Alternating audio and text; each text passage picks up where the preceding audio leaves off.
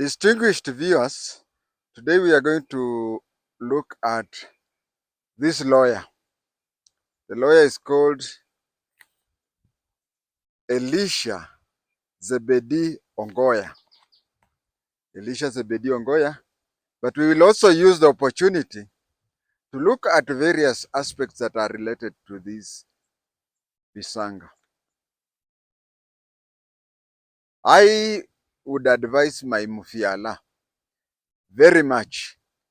Mufiala, cousin. Unajua kwa Kibukusu, kwa Kiluya, cousin is Mufiala. And I think if I go to my Wajomba, I want to stand outside Kiriko Primary School. I'll stand outside Kiriko Primary School. Hapo kwa kanisa ya PCA. PCA Kiriko PCA Church. Lakini hapo kwa kanisa, I cannot stop there because the road is zigzag and you cannot stop a vice president's vehicle on a zigzag. You'll be thought to be an assassin. I think I'll stop at Kiriko Primary School and stand in the road and stop my cousin, Mufiala. The only VIP that I usually quote that is not, I'm not related to. The all others we are related, we can trace. But this one is a honorary Mufiala. Mufiala, if you are listening to me, anyway, let me talk on his projection, what I think. Right now, in the next 10 minutes, he will be in the Senate trying to argue his case. The way I know Mufiala is that he will lose the Senate. You see, impeachment is a political trial. If you look at the American system where we have borrowed, where impeachment has ever happened, it always goes as per the number of senators in the Senate. If the president has his political party with the majority in the Senate, he goes through. And if he has the minority, look at, I like giving an example of Bill Clinton and Monica Lewinsky. Bill Clinton was very guilty. But you see, when it comes to voting in the Senate, he knew that his political party had many people. So anybody thinking that the senators will vote according to the evidence given, think again. And the way I'm seeing things going on, the Senate will impeach him. That one, I'm seeing it that way. The Senate will impeach him. Now, this is what Mufiala is planning. Mufiala is planning to have the court, stop the parliament, or whatever way. I'm not a lawyer, but allow me to ongea sifuavakanili. Let me talk sifuavakanili. If you don't have a PhD in Luhia, you don't understand what sifuavakanili is. But in English, I think it is anyhowly. Yeah, sifuavakanili is similar to the English word of anyhowly. Now, what the route that Rigathi Gachagua has taken is this. He knows that the Senate will impeach him. Now, his system of going is that once the Senate has impeached him, there is a msururo wa vitendo. You remember Baba Yao and Sonko. He's impeached at 11. Within 3 hours, the Kenya Gazette has been printed. So he's trying to prevent the printing of the Kenya Gazette and the swearing in of a subsequent deputy president. That is his way. And that is why he has placed all his eggs into the judiciary. Now, before we go back to, because judiciary is a different ballgame. Judiciary is a different ballgame compared to legislation, impeachment. In the judiciary, it is a trial. In impeachment, it is a trial. But in judiciary, especially Kenyan judiciary, you are supposed to prove your case beyond reasonable doubt. But in the legislature, impeachment is only one thing. Have you changed my mind? So all the things you are talking, and let me tell you, let me assure you, every evidence that has been given by Gachagua and his team is aimed only at one thing. Whether it is the press conference that he called at his place, whether it is the address that he gave the National Assembly, whether it is the address that he's about to give in the Senate, whichever, the story is just the same. Rigathi Gachagua is talking to the crowd. Rigathi Gachagua is addressing you and me. He's not addressing the judiciary. He's not addressing the legislator. No, he's talking to the public. What we say that he's talking to the public gallery. So what is going to happen is, you remember the National Assembly is meeting on Friday. It has something to do with that. There is an attempt by Ruto that by 1st of next month we have a new deputy president. That is his plan. And Mufiala, what Mufiala is looking for is two things. One, he knows it is a lost case. So yake sasa ni addressing the public, what do you call public, the gallery. And the second thing is that he's going to delay his replacement as long as possible. But here is the question I have to ask my Mufiala, my honorary Mufiala. I would ask him to look at this case. One, Jaramogi Oginga Odinga left being the vice president in 1960, in the 60s. In the 60s, I can't recall the year, but in the 60s, he later came back and died as the MP for Bondo. Who is the next other vice president? Kibaki. Okay, Kibaki's way is a bit different. Let us not put him there because Kibaki continued being the MP for Odaya for so long. Let us not count Kibaki. We have Saitoti. Saitoti is one of the longest serving vice presidents Kenya has ever had. I think he's only second to Moi. Saitoti left the vice presidency. He went, was even elected an MP, and when he died, he was not number 2. He was number 4. In both sides, he was number 4. Because one side believed that Kibaki was number 1, Stephen Kalonzo number 2, Raila number 3, Saitoti number 4. But others had the other way, that Kibaki was number 1, Raila number 2, Kalonzo number 3, and then in both ways he was number 4. Who else can I say? There is political life after the vice presidency. If you continue this way, one, you will delay the appointment of the new deputy president. But if after you exhaust everything, that would be your political death. I would advise you to continue the way you are continuing.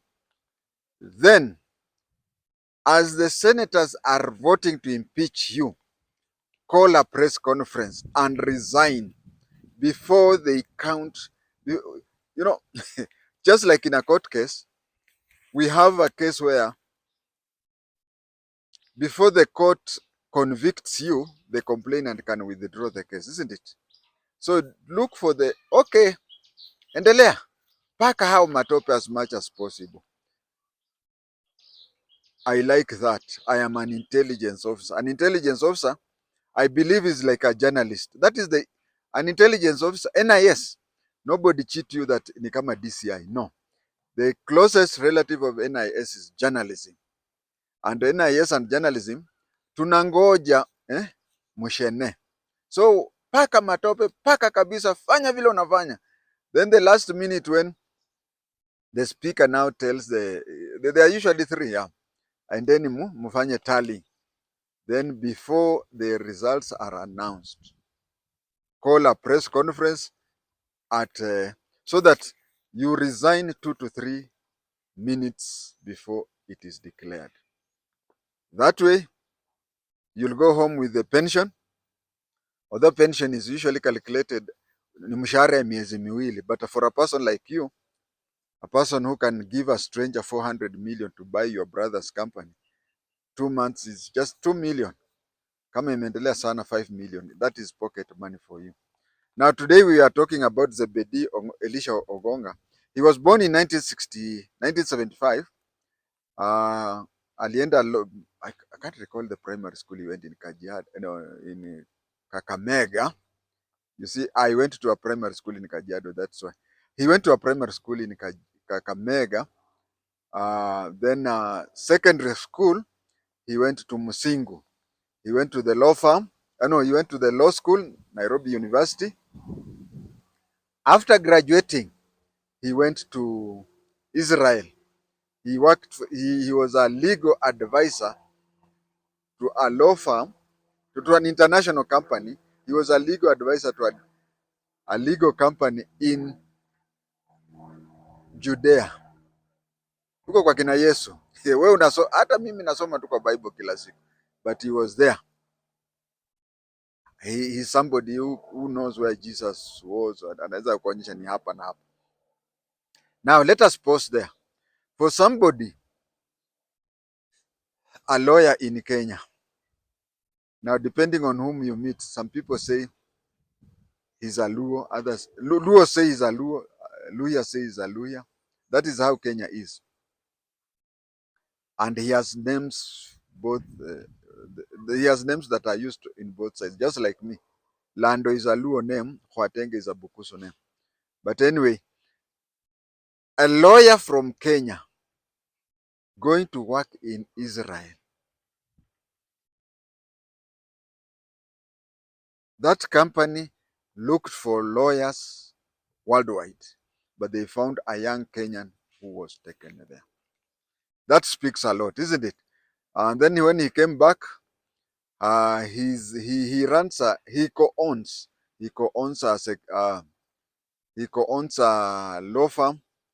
He co-owns a law firm with others in Nairobi, and he teaches law at Kabarak School of Law. He's a lecturer. This is not his first case. Some of us will tell you that if you ask me, kwa Tenge ulijulikana siku gani? Nitasema ile nilikuwa najulikana from a long time, but ile story ya Dr. King'ori, yeah, Dr. King'ori ndiye alifanya nikaomoka. So when you are usually known by many people, there is that one case that you will always remember that it is the one that cost you ukaomoka. And for this fellow, kesi iliyofanya akaomoka ni hii ya impeaching the vice president. But he has been there, he has done that. Actually, hizi kesi Wawera Mwangaza sijui ako na kesi ngapi. He has been representing her on all those cases. But it is this one that he has come out in light. But you know, how do you come out to be more known and whatever? It means that the person you are confronting, you see, they measure the difference in height. The one you are confronting, if is very short and you're very tall, you are seen to. But if you are almost the same level, you are not seen. So when he was dealing with the cases of Kinao Mwangaza and whatever, he was not known because maybe there were more lawyers and maybe there were some whatever. He has also handled the case of BBI. He handled the case of BBI both at the low court, high court, and the court of appeal, where he proved that the BBI was unconstitutional. So you find that he was known more because he outshined Mutuse. And you know, Mutuse, they were with him in the same nini. They were classmates and whatever. So it is these things. And what do people gain from such things? People gain from such things because of people become popular in these cases, not because of any monetary or whatever. But I can tell you that from today henceforth, when he goes to a court, it is possible for him to demand payment twice or even thrice what he has been getting. And his law firm, you'll find that it will get a lot of customers. Such things, lawyers try to go to these cases. There are even occasions when they go to these cases pro bono. Pro bono means free of charge. A lawyer can sympathize with the cause and decide that he or she is not going to charge the people the amount. So you find that if he were to tell you what he got today, maybe he just came because of philosophy. Maybe he came because he wanted the publicity of which he rightly got, and maybe such and such. But from here, he will be hot cake. He will be hot cake. We have such cases, and I'm sure you'll be shocked to hear. You know somebody called Moses Masika Ohwa Wetangula. I'll repeat his name. Moses Masika Ohwa Wetangula. This gentleman graduated from the University of Nairobi together with Muturi. In fact, they were roommates.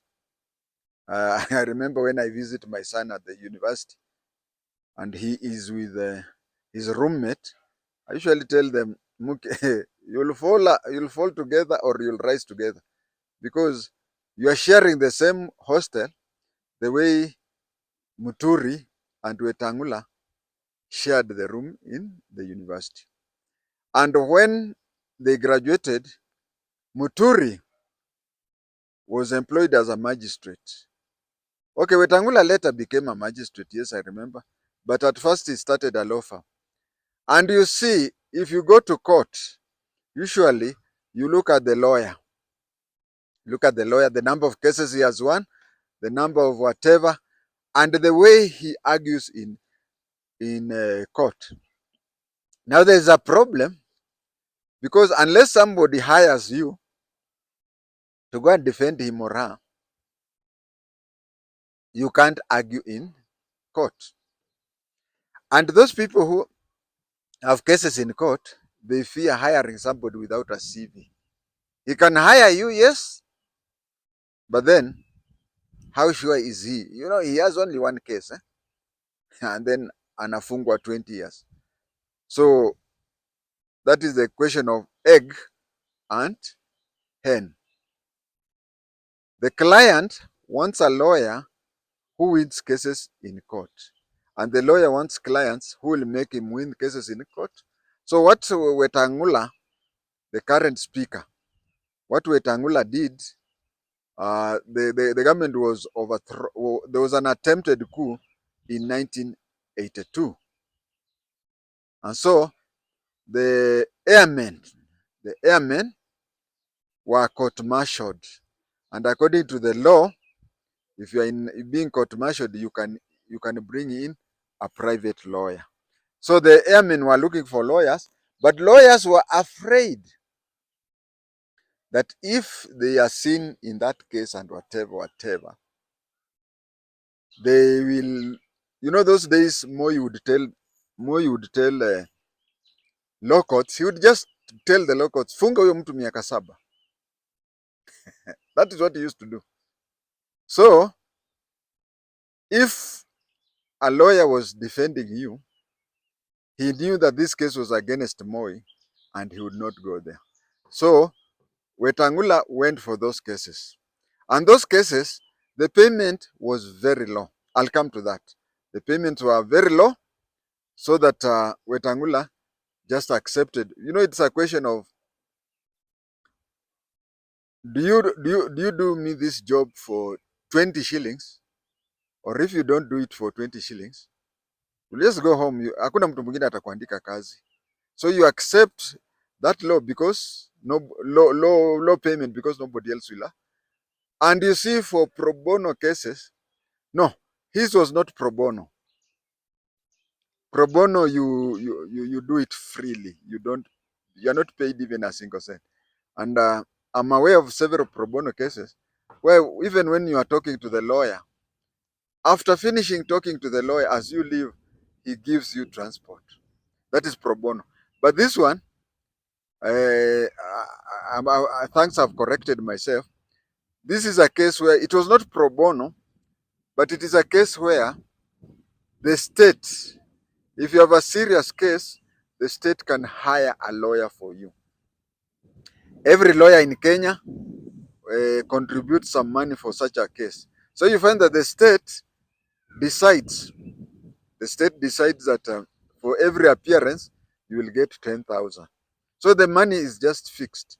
And it is fixed because, it is fixed. Wetangula could not refuse it because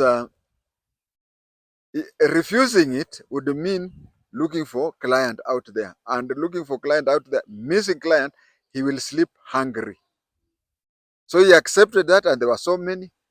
And Wetangula became famous because people said, even after realizing that the government was against these cases, he still went and argued the case.